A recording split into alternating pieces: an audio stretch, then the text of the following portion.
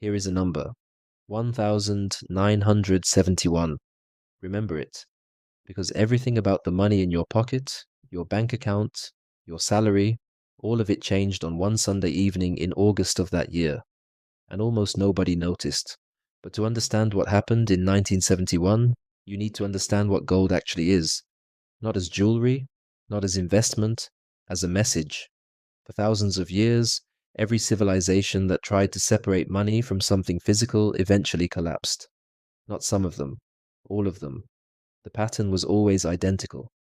First, the physical anchor, then a slow, quiet expansion, then the moment people stopped believing, then collapse. Gold wasn't chosen because it was pretty. It was chosen because nobody could print it.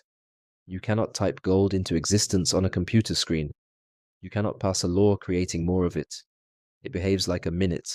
Fixed, honest, impossible to fake. That is exactly what made it dangerous to governments. Because governments need to spend. Wars are expensive, programs are expensive, and when the money runs out, the easiest solution has always been the same: print more. But you cannot print gold. So gold kept them honest, against their will. Here is what most people do not know. After World War II, the entire Western world sat down and agreed on one rule. Every currency on earth would be tied to the dollar, and the dollar would be tied to gold. Fixed. $35 for 1 ounce. No exceptions. And for a while, it worked. Europe rebuilt, economies grew, people's lives genuinely improved. But underneath, the same old problem was growing quietly.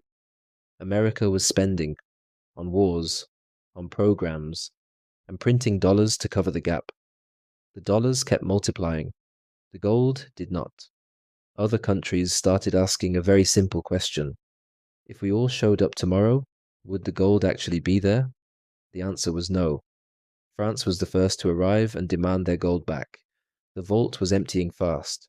So, on that Sunday evening in August 1971, President Nixon went on television and said the dollar would no longer be exchangeable for gold. No vote, no warning, no asking permission. The last anchor was cut. Overnight, every currency on earth became paper backed by nothing except the promise of the same government that just broke its last promise. Think about what that meant for anyone sitting at home watching that broadcast. $100 that night. Today, that same $100 buys you $8 worth of things. 92% of the value gone, while the number on the note stayed exactly the same. And here is the part that took me a long time to accept. That is not an accident. Every major central bank in the world officially targets 2% inflation every year. They call it price stability.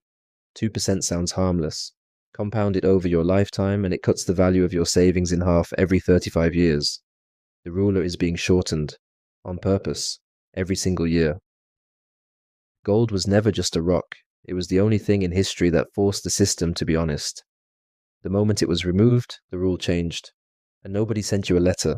That is what gold actually tells you about paper money. It tells you the system works perfectly, just not for you.